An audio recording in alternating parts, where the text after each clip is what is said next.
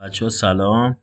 من مجدد اومدم، خواستم که مارکت رو از اول برای شما تحلیل بکنم و اون اشتباهی که پیش اومده بود رو اصلاح بکنم. ببینید بچه ها، اینجا نقطه 3 بوده. خب مارکت اومده هوک برای ما زده. خب من اینو میذارم کنار تا اینجا مشخص شد. این یه اف یکه، اینجا 1 و 2 داشتیم که به محض 3 شدن به 86% برگشت و تمام این حرکت یه F1 تکمیله.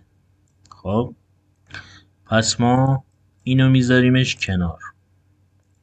تمام این حرکت برای ما یکه که دیگه باهاش کاری نداریم.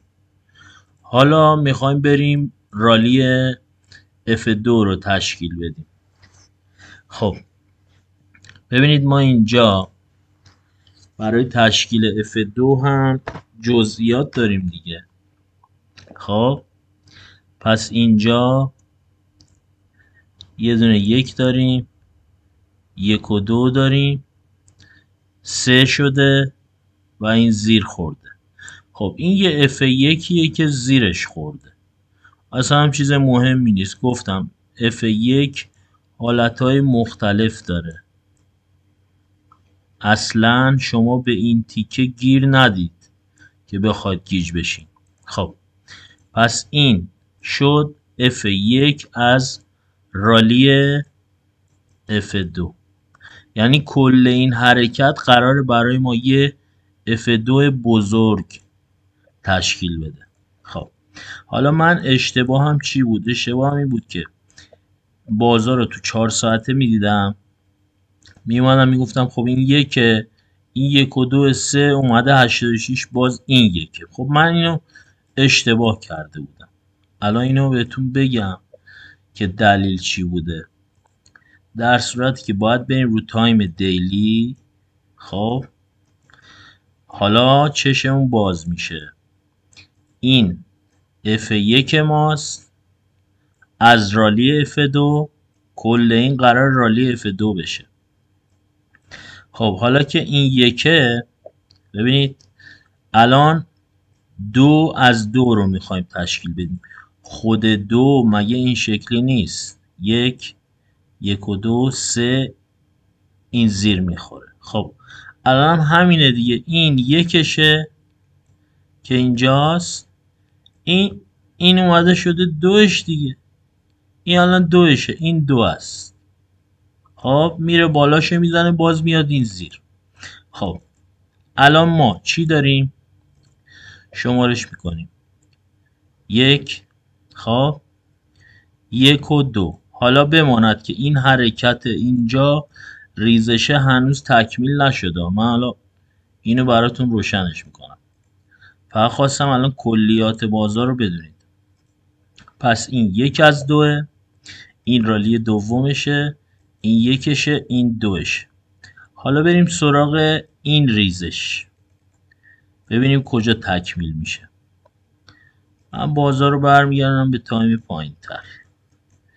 در 4 ساعته من همش اصرار دارم زیر لو جمعه میخوره. این لو جمعه است. خب دلیلم هم اینه. این F1 منه، این 1 2. ما بلا استثنا باید این زیر بریم. خب حالا چه شکلی میریم؟ بازار الان میاد، این 1 و 2 رو برای ما گذاشته. خب اینجا اومده شده 1 2 3 3. اینو که زد میره اینو میزنه، باز میاد این زیر. خب کل این حرکت میاد میشه 1 2 و 3. یعنی 1 این 2، اینم 3. ببخشید این 3 بد شد. خب این 3. حالا ما فرض رو بر این میذاریم که الان مارکت این کارا رو انجام داده، اومده زیر همین لویی که میخوایم. خب این الان 3 شده. خب بعدش چیکار میکنه؟ بعد این کارو میکنه. دوباره میریم رو دیلی. خب الان حساب بکنید شما، ما مثلا این اومدیم پایین، الان اینجا هستیم، خب حالا چیکار میکنیم؟ این مگه رالی دوم ما نبود از F2 این تیکه که خودش جزئیاتش این بود 1 1 و 2 3 و زیرش. خب الان این همین کارو داره اینجا انجام میده. ببینید این میشه 1 بازار، این میشه 2، خب این میشه 3. خب به محض اینکه این 3 خورد، الان ما چه الگویی داریم؟ ببینید 1 1 و 2 3، میایم این زیر دوباره، دقیقا همین الگو. خب وقتی این کارو کرد چی ساخته میشه؟ میاد تمام این حرکت رو تبدیل به یک F2 بزرگ میکنه. خب این کارو که کرد، این دفعه ما رالی رو از اینجا میگیریم، میگیم حالا بیا این تارگت رو به ما بده، مثلا حدودای 48,000. خب پس ما الان کاری که میکنیم، صبر میکنیم حرکت این تیکه تموم بشه، بیایم این بالا رو بزنیم، این بالا، دوباره بیایم این زیر رو بزنیم، اینجا که خورد با F3 میشینه 1 و 2 و 3. اینجوری که نشست لانگش میکنیم به چه تارگتی؟ به تارگت ATH که یکش اینه،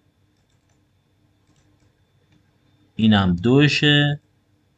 خب حالا این زیر دیگه هر کجا نشست، این سیمتری 2 رو کپی میگیریم بیذاریم زیرش، میشه تارگت.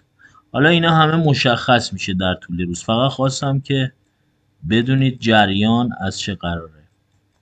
فعلا اینا رو داشته باشید تا آپدیت های بعدی. خلاصه دیگه الان تکلیف مارکت برای همه مشخص شد. ممنون که ما رو میبینید. متشکر. شبتون بخیر.